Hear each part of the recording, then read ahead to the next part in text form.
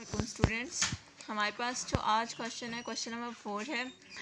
Past paper है हमारे पास Punjab university का 2020 का। इसका जो हमारे पास क्वेश्चन नंबर 4 है, हमारे पास बुक का नेम क्या है, मीन्स के पेपर का नेम क्या है, methods of mathematical physics MSc part 2। ये जो क्वेश्चन नंबर 4 है, ये क्वेश्चन नंबर 4 किस का क्वेश्चन नंबर 4 है जो हमारे पास ओरिजिनल पेपर है 2020 का, उसका क्वेश्चन नंबर 4 जो वहाँ पर पेपर में मार्क है वो वाला क्वेश्चन है। ठीक है, इसके मैंने क्वेश्चन नंबर 4 के पार्ट नंबर A और B कंप्लीट करवाने हैं। अगर आपको मेरा मेथड अच्छा लगता है तो प्लीज़ मेरे चैनल को सब्सक्राइब कीजिए, लाइक कीजिए और शेयर कीजिए। आप जितना हो सके इसको शेयर किया करें प्लीज़, क्योंकि आप शेयर करेंगे तो इससे क्या होगा, ज़्यादा स्टूडेंट जो हैं इससे फ़ायदा उठा सकेंगे। क्योंकि जो पंजाब यूनिवर्सिटी का पेपर होता है वो बहुत टफ पेपर होता है। बहुत से स्टूडेंट्स को क्वेश्चन समझ ही नहीं आते, तो उनके सलूशन कहाँ से वो लाएंगे क्वेश्चन जब समझ नहीं आएगा। तो ये क्वेश्चन करवाने का मकसद यही है कि स्टूडेंट्स को क्वेश्चन जो है उनका सलूशन आ जाए, उनको पता चल जाए कि क्वेश्चन को कैसे सॉल्व करते हैं।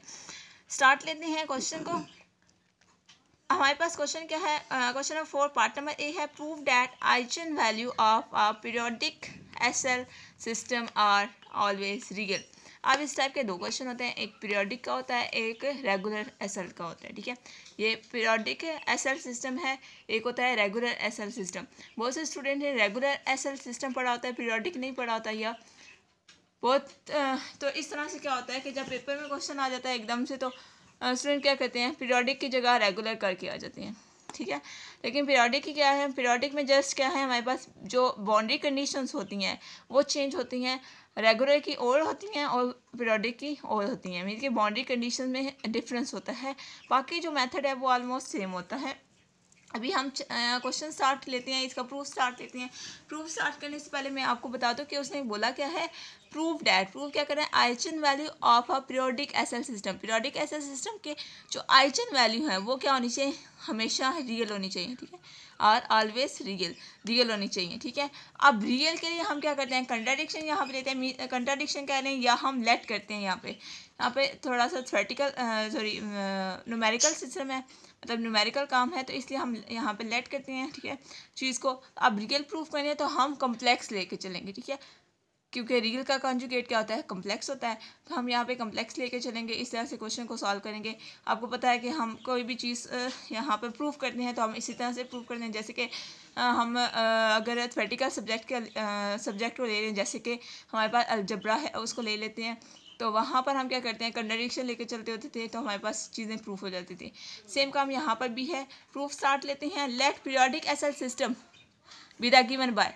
अब पीरियोडिक SL सिस्टम हमारे पास क्या है, पहले तो हमने यहाँ पे SL सिस्टम लिखा है, मीन से SL इक्वेशन लिखी है, dy/dx, ये स्टैंडर्ड फॉर्म है SL इक्वेशन की। ठीक है, SL इक्वेशन है हमारे पास, ये स्टैंडर्ड फॉर्म है इसकी, dy/dx p(x) du/dx plus q(x) u(x) plus lambda r(x) u(x) equals to 0 with boundary conditions. Boundary condition हमने किसकी लिखनी है, पीरियोडिक की, क्योंकि हमने लिखा है लेट पीरियोडिक SL सिस्टम, तो हमने SL इक्वेशन लिखी और प्लस हमने क्या किया, पीरियोडिक जो बाउंड्री कंडीशन है वो हमने यहाँ पे लिखनी है, u(a) equals to u(p), u'(a) equals to u'(b).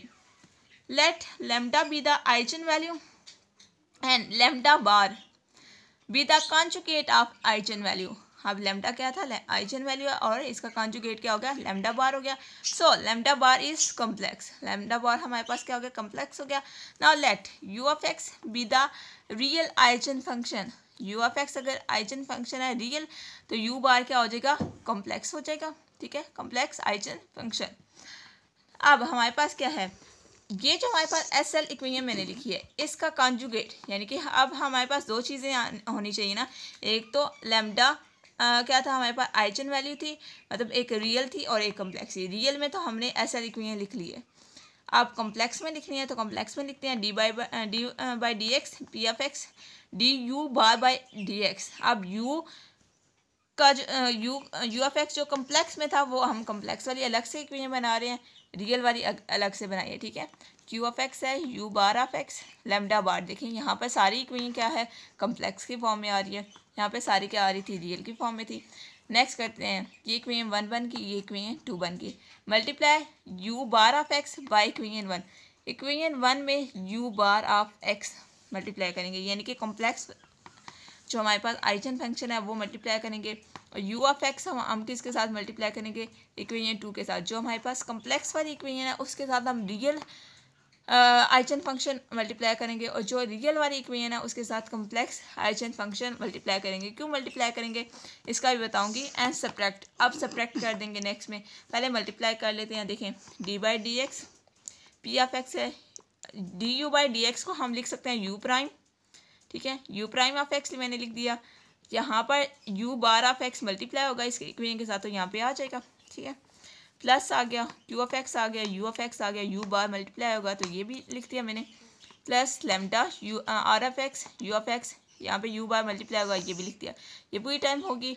Next आ जाए, हमने सब्ट्रैक्ट करना था तो माइनस साइन लिखा। अब दूसरी इक्वेशन पे आ जाते हैं, डी बाई डी एक्स, देखें पी ऑफ एक्स हो गया, यू बार, देखें D you bar by D x है, तो इसका हम क्या लिखेंगे, you bar prime of x, और साथ हमारे पास क्या मल्टीप्लाई हो रहा है इक्वेशन 2 के साथ यू ऑफ एक्स, तो यहाँ पे यू ऑफ एक्स हो गया।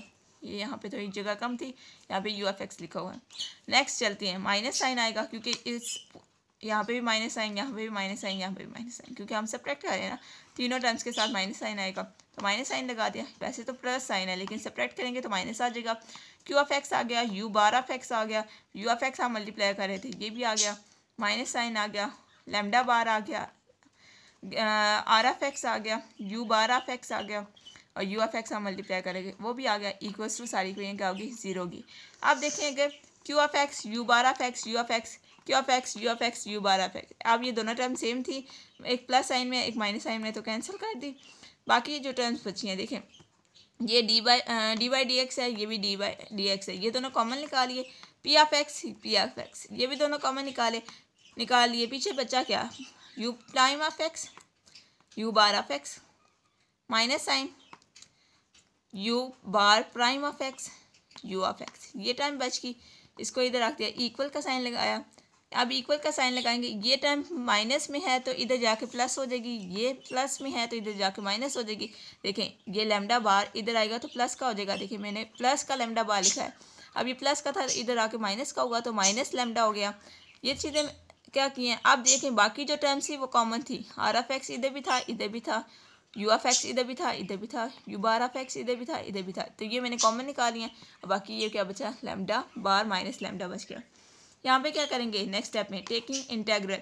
अब इंटेग्रल में हमने लिमिट क्या अप्लाई करें है, जनरल लिमिट अप्लाई करनी है ए टू बी, ठीक है, लिमिट अप्लाई करेंगे। देखें डी बाई डी एक्स है, यहाँ पर जब इंटेग्रल लेंगे, डेरिवेटिव और इंटेग्रल एक दूसरे के क्या होते हैं, रेसिप्रोकल होते हैं, इन्वर्स होते हैं, तो वो मतलब डेरिवेटिव और इंटेग्रल कैंसिल हो जाएंगे और हमारे पास लिमिट क्या आ जाएगी, ए टू बी आ जाएगी, और ये सारा फंक्शन आ जाएगा। इक्वल है इंटेग्रल ए टू बी और ये सारा फंक्शन, और साथ क्या आएगा, डी एक्स आ जाएगा। अब इस टर्म को मैं इधर उठा के लिख रही है, दिस इम्प्लाइज का साइन लगा के, integral a to b lambda bar minus lambda r of x, u bar of x, u of x d x, ये पूरी टाइम एज इट उठा के इधर लिखी है।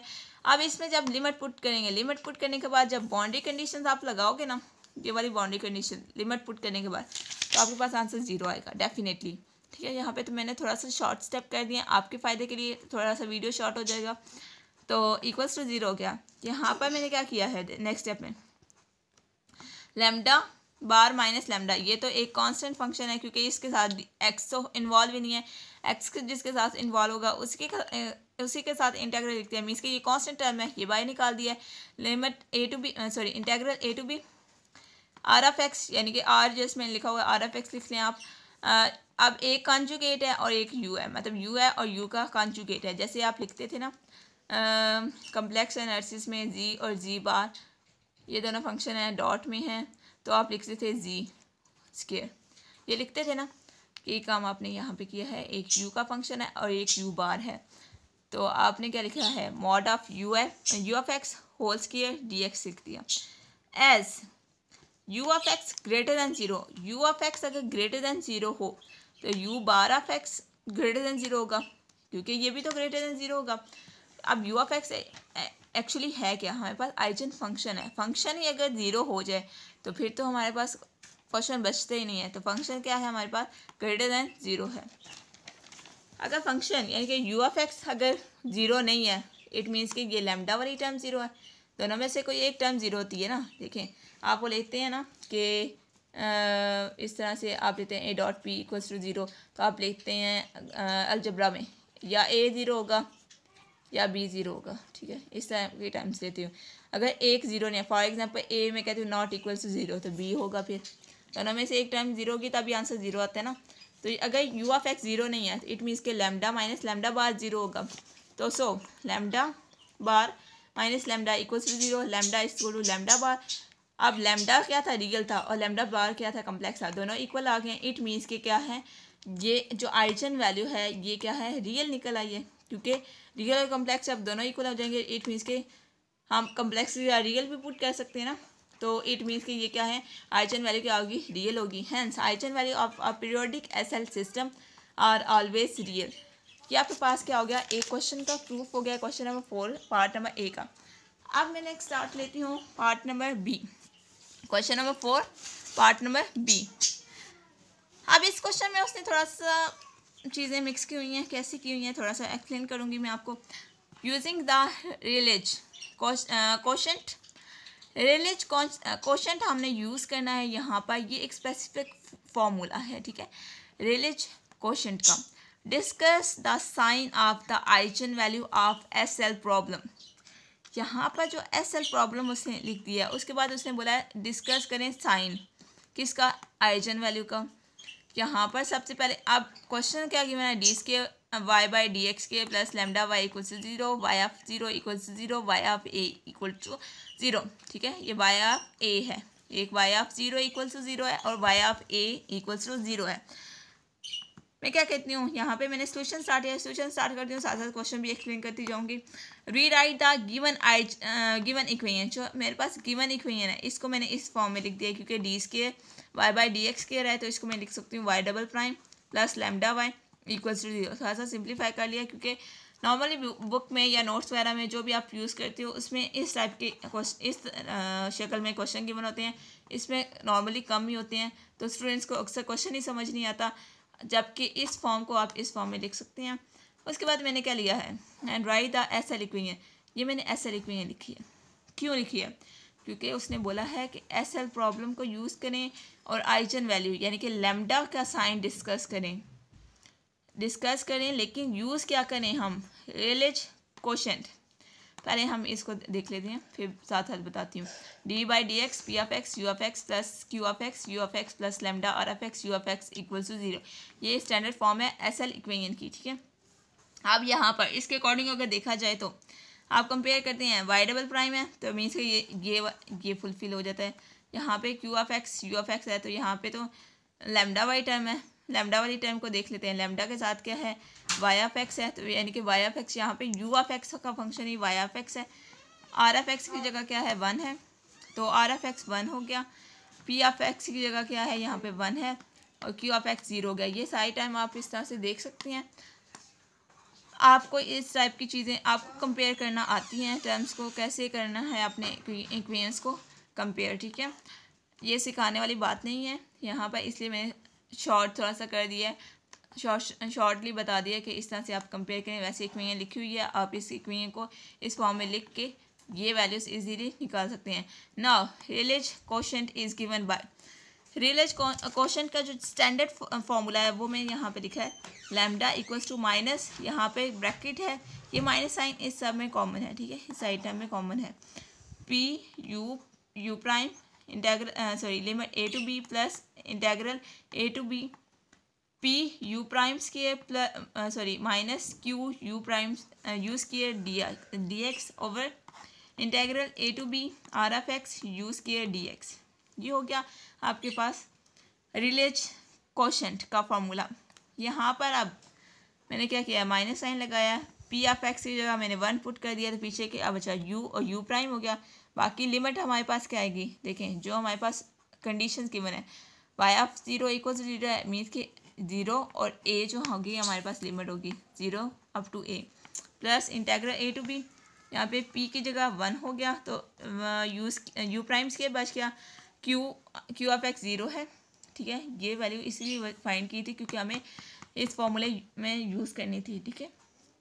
तो क्यू ऑफ एक्स 0 हो गया, 0 होगा तो ये सारी टर्म 0 होगी, मीन्स के क्यू वाले टाइम ज़ीरो होगी तो यू भी ज़ीरो हो जाएगा, तो ये साइड टाइम ज़ीरो होगी और साथ डी एक्स आ गया। Over integral a to b r of x क्या है 1 है, 1 पुट करेंगे तो बचेगा क्या यू स्क्वायर डी एक्स। अब मैंने क्या लिया है, ये जो यू मैंने जो फॉर्मूला लिखा है ये यू की फॉर्म में था, लेकिन क्वेश्चन किसकी फॉर्म में है, वाई की फॉर्म में। तो मैंने क्या पुट करना है नेक्स्ट, आप यहीं से पुट कर सकते थे, मैं नेक्स्ट स्टेप में कर रही हूँ, ठीक है। U of x equals to y of x, यानी कि यू ऑफ एक्स जहाँ जहाँ पे होगा वहाँ पे आपने वाई ऑफ एक्स पुट करना है। देखिए लैम्डा इक्वल्स टू माइनस, यहाँ पे यू था तो वाई आ गया, यू प्राइम था तो वाई प्राइम आ गया, plus integral as it u prime square था तो वाई प्राइम स्क्वायर लिख दिया, डी एक्स एज इट आ गया क्योंकि हमारे पास क्या था, नीचे क्या था, डिनोमिनेटर में डी एक्स था, मीन्स के with respect to d x derivative लिए जा रहे थे इसलिए। Over a to b u square की जगह वाई स्क्वायर आ गया, डी एक्स आ गया, हो गया ये सारा काम। नेक्स्ट में हमने क्या करना है, लिमिट अप्लाई करनी है। लिमिट किस तरह से अप्लाई करें, माइनस साइन हो गया, अपर लिमिट अप्लाई करेंगे y of a y prime of a minus y of zero y prime of zero, upper limit minus lower limit apply कर दी, प्लस इंटेग्रल एज इट आ गया सारा, नीचे वाला इंटेग्रल भी एज इट आ गया। अब वाई ऑफ ए भी ज़ीरो है और वाई ऑफ ज़ीरो भी ज़ीरो है, यहाँ पे ज़ीरो पुट करेंगे ये साइड टाइम ज़ीरो हो जाएगी, माइनस साइन यहाँ पे ज़ीरो पुट करेंगे ये साइड टाइम ज़ीरो हो जाएगी, इट मीन्स कि ये पूरी टाइम ज़ीरो हो जाएगी। आप पुट करके चेक कर सकते हैं ये वाली कंडीशंस, ठीक है। तो ज़ीरो आंसर आएगा, पीछे बचा गया माइनस आ गया, integral a to b y prime square d x over integral a to b sorry zero to a to b नहीं है, zero to a y square d x आ गया। ये इक्वेशन 1 का मैंने इसको नेम दे दिया। अब ये चीज़ें समझने वाली हैं, जो उसने बोला था ना कि discuss the sign of the eigen value of S L equation. अब यहाँ तक तो आइगन वैल्यू आ गई, देखो लेमडा इक्वल्स टू क्या आ गया, minus integral zero to a y prime square d x over integral a to zero to a y square d x, ये लेमडा की वैल्यू आ गई है। अब यहाँ पे एक माइनस साइन है, इस साइन को हमें डिस्कस करना है कि ये माइनस साइन क्या शो करवाता है। Since y is unknown, y क्या है, अननोन है क्योंकि y हमारे पास आइगन फंक्शन है। सो lambda can't be determined from 1, यहाँ पे y का हमें वैल्यू नहीं पता, यहाँ पे y की वैल्यू नहीं पता, इस वजह से हम लैम्डा की कोई स्पेसिफिक वैल्यू नहीं फाइंड कर पा रहे कि लैम्डा क्या है, 1 है 2 है वट एवर क्या है, ठीक है, नहीं पता चल रहा। इसलिए आप क्या करेंगे, now as y is an eigen function, y तो आइगन फंक्शन है, so y of x does not equal to zero. पिछले क्वेश्चन में भी यही बात की थी, वहाँ पर आइगन फंक्शन हमने यू लिया था और मैंने बोला था कि आइगन फंक्शन ज़ीरो नहीं होगा, तो जब आइगन फंक्शन ज़ीरो नहीं होगा तो वो क्या होगा, does not equal to zero. अब आइगन फंक्शन का जो आइगन फंक्शन ऑलवेज पॉजिटिव होगा, इट मीन्स कि यहाँ पे क्या है, u y square greater than zero होगा, तो वाई प्राइम स्क्वायर भी तो ग्रेटर देन ज़ीरो होगा। नेक्स्ट मूव करते हैं, this implies lambda greater than or equal to zero. अगर ये दोनों वैल्यूज़ ग्रेटर हैं, ज़ीरो से बड़ी हैं, वाई प्राइम स्क्वायर और वाई स्क्वायर ये दोनों अगर बड़ी हैं तो लैम्डा भी बड़ा होगा, यानी कि lambda greater than or equal to zero होगा, लैम्डा भी ज़ीरो से बड़ा या ज़ीरो होगा। दो कंडीशन हैं यहाँ पे। Lambda can not have negative sign, lambda के क्या है, नेगेटिव साइन नहीं है। अब ये क्या बात है, यहाँ पर है lambda greater than or equal to zero, या लैम्डा बड़ा है या ज़ीरो है, नेगेटिव नहीं हो सकता, ठीक है। नेक्स्ट क्या है, now lambda equals to zero. अगर हम लैम्डा ज़ीरो लेते हैं, यहाँ पे दो कंडीशन है, lambda greater than or equal to zero, एक मैंने कंडीशन यहाँ से अप्लाई की है, लैम्डा अगर ज़ीरो होगा तो y prime equals to zero, मैंने ये चीज़ लिखी है y prime equals to zero. अब अगर यहाँ पर लेते हैं वाई प्राइम का इंटेग्रल ले लो, ठीक है, सिंपली सी बात है, डेरिवेटिव इंटेग्रल लोगे तो y इक्वल टू सी आ जाएगा। अब यहाँ पर y of zero equal to zero, ये हमारे पास फर्स्ट कंडीशन थी, ये वाली ये कंडीशन, ये भी ये सेकंड कंडीशन है, ये दोनों कंडीशन है यहाँ पे मैं पुट करूँगी, देखना y of zero equal to zero, y की जगह अगर ज़ीरो पुट करते हैं, y ऑफ ज़ीरो की जगह ज़ीरो पुट करेंगे तो c की वैल्यू ज़ीरो आ जाएगी। अब दूसरी कंडीशन में y of a equal to zero है, इस कंडीशन में c ज़ीरो आ जाएगा, इट मीन्स के y इक्वल टू ज़ीरो आ जाएगा, ठीक है। लेकिन विच इज़ ट्रिवियल सोल्यूशन, इसका मतलब क्या है, हमने ऊपर बोला है कि y ज़ीरो नहीं हो सकता क्योंकि y क्या है, आइगन फंक्शन है, लेकिन यहाँ पे y ज़ीरो आ गया, तो ये कंट्राडिक्शन हो गया ना, इट मीन्स कि y ज़ीरो नहीं है, ये हम ये चीज़ नहीं ले सकते, ये वाली बात नहीं ले सकते कि लैम्डा इक्वल्स टू ज़ीरो है।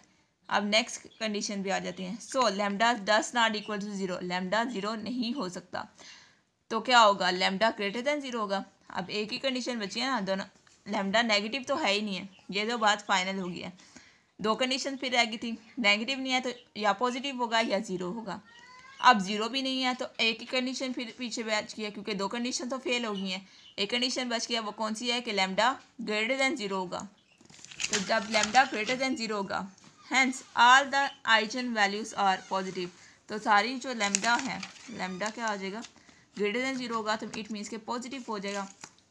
तो हम क्या करेंगे, हम बोलेंगे कि ये क्या है, हमारे पास पॉजिटिव वैल्यू आ गया आइगन वैल्यू की। ओके स्टूडेंट्स, यहाँ तक थे आपके पास क्वेश्चन था।